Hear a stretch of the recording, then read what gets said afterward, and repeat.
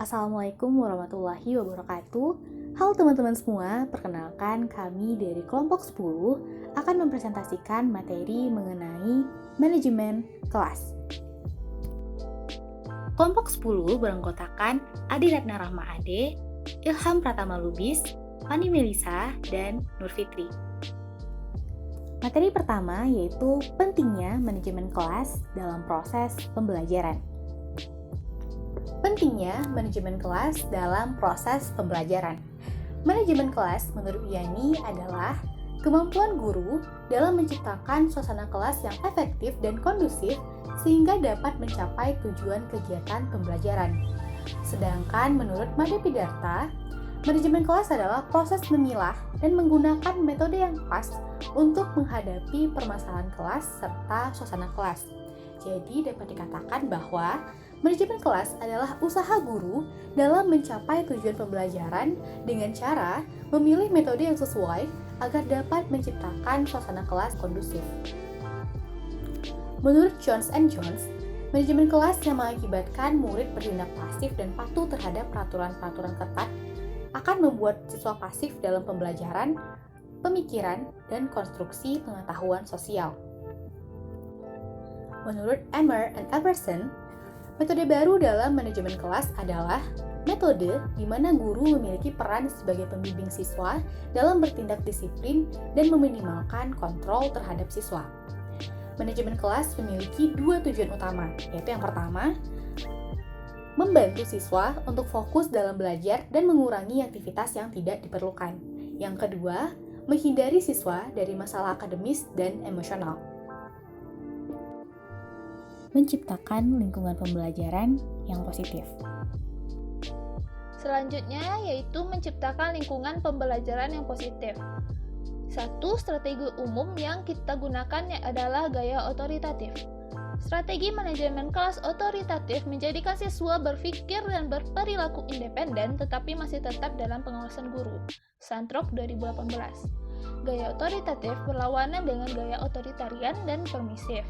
Gaya otoritarian hanya berfokus pada ketertiban kelas dengan guru yang menekan dan mengontrol tetapi sedikit berinteraksi dengan siswa sehingga menciptakan siswa yang pasif, tidak memiliki inisiatif, dan memiliki keterampilan komunikasi yang buruk.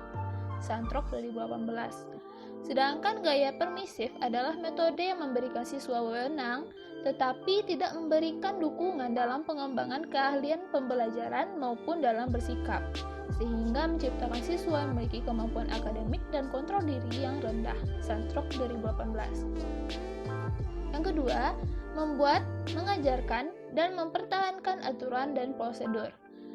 Hal yang pertama yang perlu kita lakukan yaitu membedakan aturan dan prosedur. Aturan cenderung tidak berubah dan berfokus pada harapan umum atau spesifik atau menciptakan standar perilaku.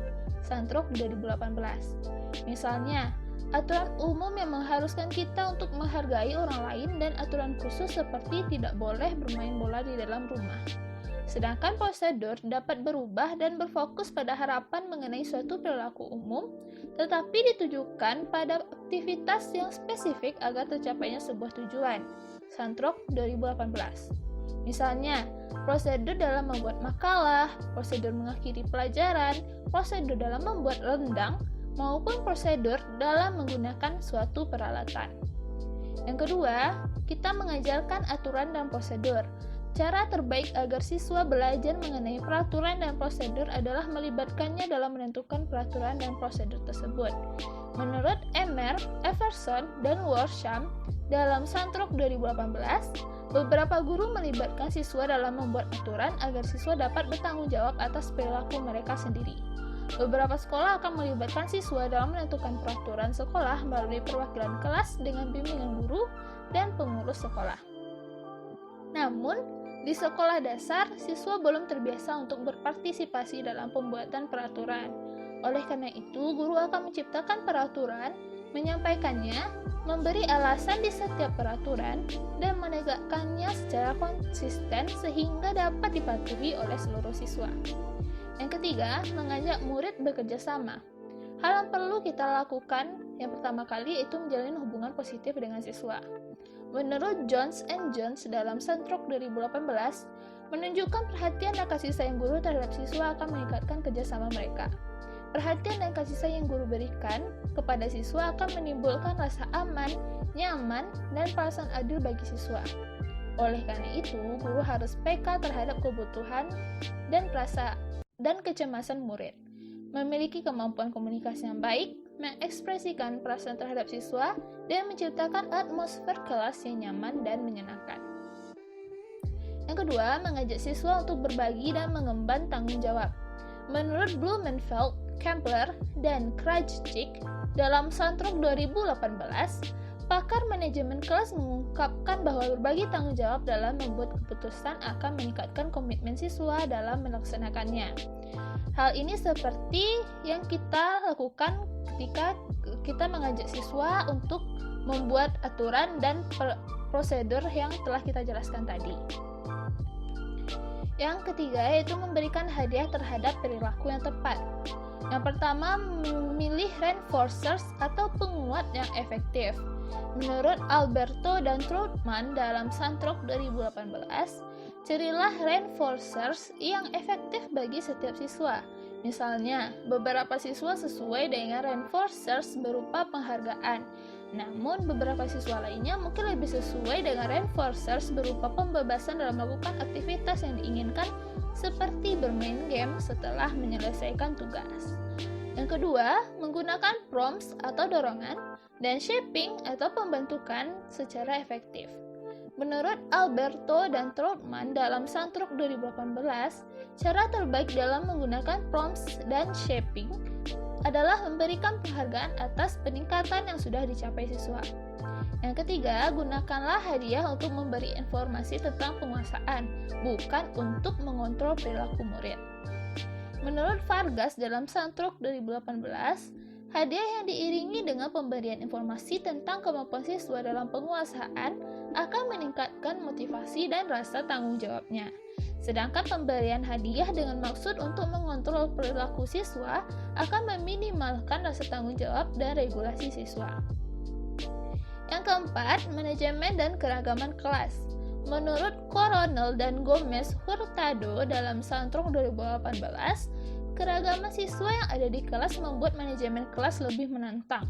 Hal ini disebabkan adanya perbedaan budaya dan sosial ekonomi antar siswa dan guru, sehingga terdapat beberapa masalah dalam manajemen kelas. Menurut Banks serta Koppelman dalam Santrok 2018, kurangnya komunikasi dan kepekaan guru terhadap siswa yang memiliki keragaman budaya dan sosial ekonomi mengakibatkan adanya perlakuan yang berbeda antar siswa. Hal ini dapat dikurangi, seperti yang dikemukakan oleh Holloway dan Jonas dalam Santrok 2018, yaitu dengan memberi pengajaran tentang perbedaan budaya dan sosial ekonomi kepada guru agar meningkatkan kepekaan guru terhadap perbedaan budaya dan sosial ekonomi antar siswa. Jenis metode pengajaran. Jenis-jenis metode pengajaran itu ada beberapa macam. Yang pertama yaitu metode jigsaw. Metode ini merupakan metode pembelajaran yang menggunakan sistem kelompok. Siswa dibagi menjadi beberapa kelompok, kemudian masing-masingnya bertanggung jawab atas sebuah materi. Seluruh siswa yang mendapatkan materi yang sama akan membuat kelompok baru untuk belajar bersama, yang kelompok ini disebut dengan kelompok ahli. Siswa dari kelompok ahli ini nantinya akan mengerjakan siswa di kelompoknya sebelumnya mengenai materi yang telah ia bahas. Metode ini akan meningkatkan rasa tanggung jawab, keberanian, dan saling bergantung pada siswa.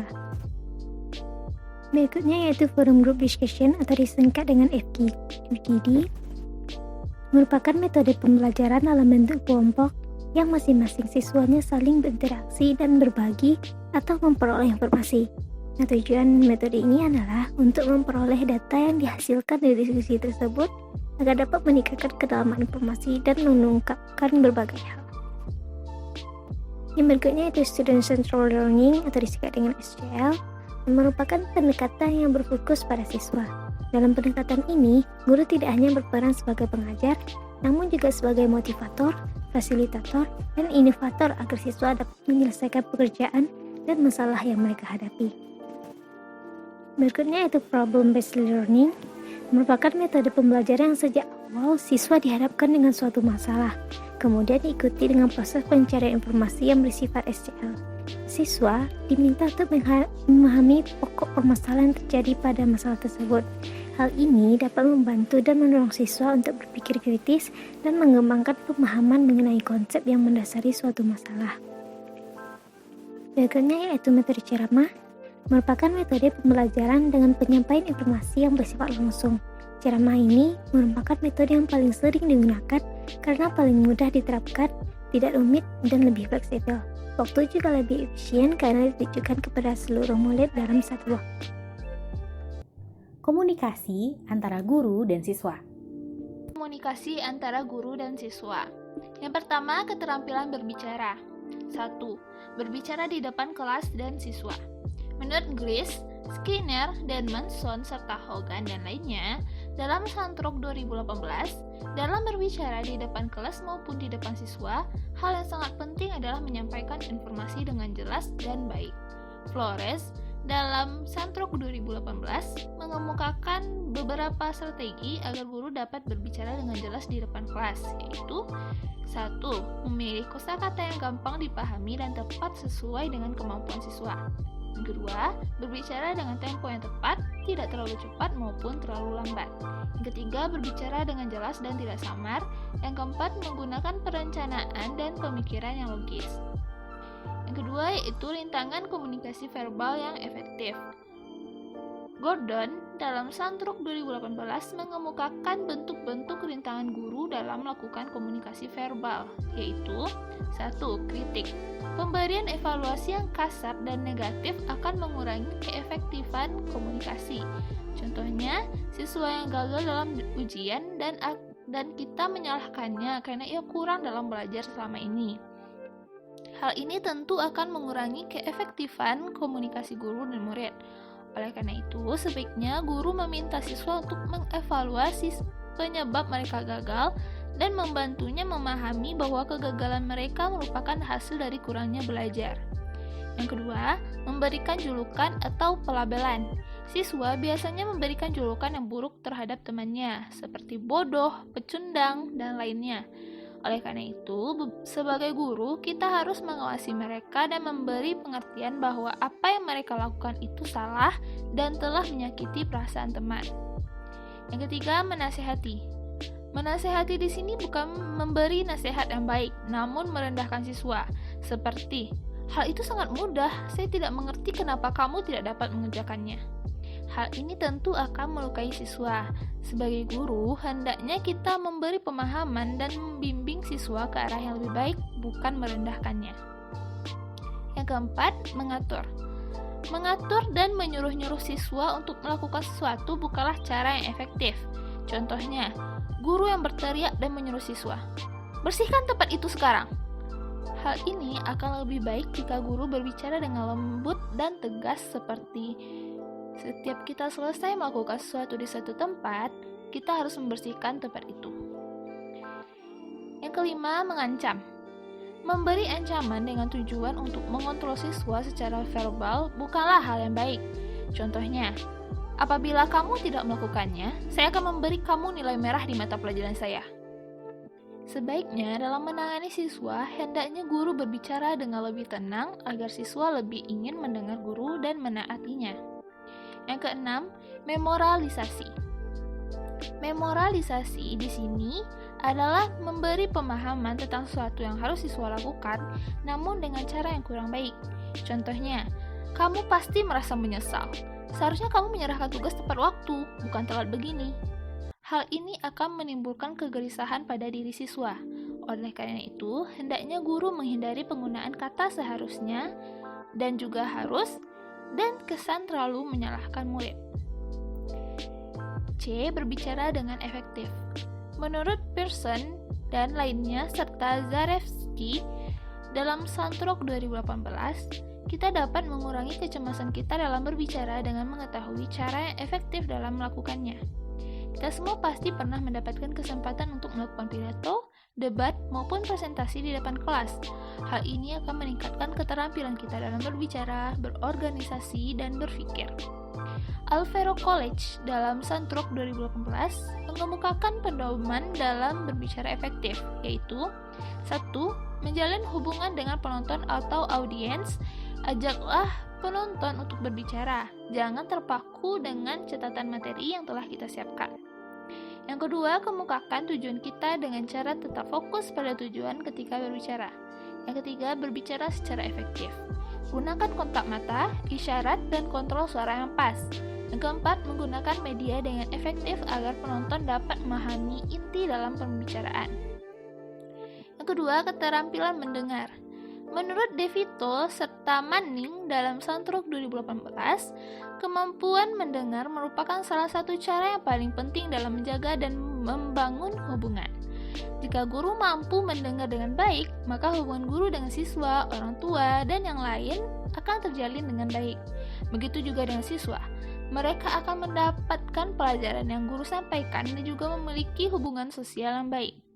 Berikut ini beberapa cara mengembangkan keterampilan mendengar menurut Santruk 2018, yaitu 1. Memperhatikan ketika orang lain berbicara. Hal ini akan menunjukkan bahwa kita tertarik dengan topik yang dibicarakan. Yang kedua, gunakan parafrase, yaitu menyatakan hal yang dibicarakan dengan bahasa kita sendiri, seperti berarti hal itu. C. Menyatukan tema dan pola. Pendengar yang baik akan menarik kesimpulan dari pembicaraan yang telah ia dengar. D. Berikan tanggapan agar pembicara tahu sampai mana pesannya sampai dengan baik kepada pendengar. Pendengar yang baik akan memberi tanggapan yang jujur, jelas, dan informatif terhadap apa yang telah mereka dengar. Yang ketiga, komunikasi nonverbal. Menurut Pearson dan lainnya dalam Santruk 2018, ahli komunikasi menyatakan bahwa komunikasi nonverbal merupakan komunikasi yang banyak dilakukan. Hal ini dapat kita perhatikan dalam kehidupan kita sehari-hari, seperti ketika kita melihat orang yang duduk sendirian di sudut ruangan, seakan memberitahu kita bahwa ia ingin sendirian, atau ketika kita melihat orang yang duduk termenung sambil menopang dagu tanpa melakukan apapun, seakan mengindikasikan bahwa mereka sedang bosan. Selain itu, ketika guru memberi pertanyaan kepada siswa, guru akan memberi siswa waktu dalam menjawab pertanyaan tersebut. Dalam proses menjawab pertanyaan, siswa akan menunjukkan komunikasi nonverbal seperti mengerutkan dahi. Permasalahan yang dihadapi siswa di kelas. Berikutnya kita akan membahas tentang dealing with problem behaviors. Yang pertama yaitu manajemen strategis. Nah, pendekatan yang dilakukan menurut Caroline Everson dan Edward Immer, nah, di antaranya yaitu minor intervention dan moderate intervention. Yang pertama yaitu minor intervention merupakan perilaku yang biasanya tidak mengganggu aktivitas kelas dan belajar. Contohnya, siswa meninggalkan tempat duduk tanpa permisi, berbicara saat tidak diperbolehkan, makan di dalam kelas, dan lain-lain. Nah, strategi berikut ini bisa efektif untuk mengatasi hal-hal tersebut, seperti menggunakan isyarat nonverbal, membuat aktivitas tetap berjalan, mendekat ke siswa agar mereka diam, mengarahkan ulang perilaku, memberikan instruksi yang dibutuhkan, atau secara langsung dan tegas memberitahu siswa untuk berhenti. Terakhir, juga bisa dengan memberikan pilihan kepada siswa tersebut. Yang kedua yaitu moderate intervention, merupakan perilaku yang memerlukan intervensi yang lebih kuat daripada sebelumnya. Contoh, saat siswa menyalahgunakan hak istimewa, mengganggu aktivitas, menyia-nyiakan sesuatu, atau menyilang instruksi guru atau pekerjaan siswa lainnya. Hal yang dapat dilakukan antaranya tahan hak yang istimewa mereka atau hal yang ingin mereka lakukan, pisahkan atau keluarkan siswa dari kelas, atau berikan penalti. Nah, selain dari minor intervention dan moderate intervention, ada hal-hal lain yang dapat membantu mengatasi masalah siswa. Di antaranya, menggunakan sumber-sumber lain seperti teman sebaya, orang tua, kepala sekolah, atau konselor dan mentor. Nah, menggunakan mediasi teman sebaya dapat dilakukan untuk menyelesaikan suatu masalah seperti menjadi penengah dalam suatu pertengkaran. Dengan menggunakan konferensi orang tua, dapat dilakukan dengan menelpon atau bincang-bincang secara langsung. Hanya dengan memberitahu mereka dapat meningkatkan perilaku siswa menjadi lebih baik. Yang kedua yaitu meminta bantuan kepala sekolah atau konselor. Nah, hal ini dapat memberikan peringatan kepada siswa Mencarikan mentor juga dapat dilakukan karena seorang mentor dapat memberikan panduan yang diperlukan untuk mengurangi masalah perilaku siswa. Berikutnya kita akan membahas tentang dealing with aggression, yaitu school violence. Jika siswa bertengkar, biasanya anak SD dapat dihentikan tanpa menimbulkan risiko apapun. Jika kita tidak bisa menyelesaikan alasan tertentu, segera minta bantuan guru lain atau administrator. Saat menyela, gunakan perintah lisan yang keras seperti berhenti, pisahkan mereka, dan bubarkan kerumunan tersebut. Jika pertengkaran terjadi dengan siswa sekolah lain, hal ini mungkin akan membutuhkan bantuan tambahan satu orang atau 2 orang dewasa lainnya. Pertengkaran ini juga bisa diselesaikan dengan melibatkan kepala sekolah atau orang tua jika diperlukan. Berikutnya itu bullying.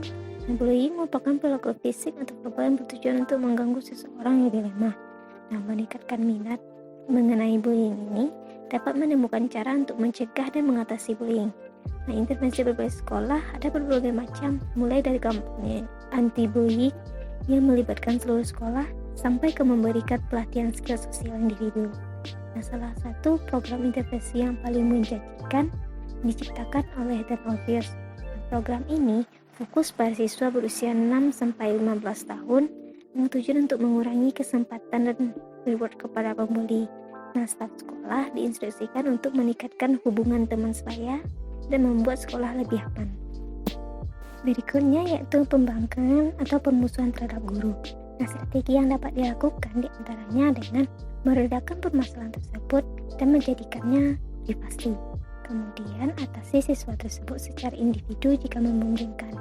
Jika masalah ini tidak terlalu ekstrim atau terjadi di dalam kelas, coba redakan dan katakan untuk menyelesaikan hal ini nanti dan untuk menghindari kekerasan. Pada waktu yang tepat nantinya, temui siswa tersebut dan beritahu konsekuensi apapun yang dapat ditimbulkan oleh perilaku tersebut. Baik, sekian presentasi dari kelompok kami. Apabila teman-teman memiliki pertanyaan, disilahkan untuk mengetik pertanyaannya di WhatsApp group. Terima kasih. Wassalamualaikum warahmatullahi wabarakatuh.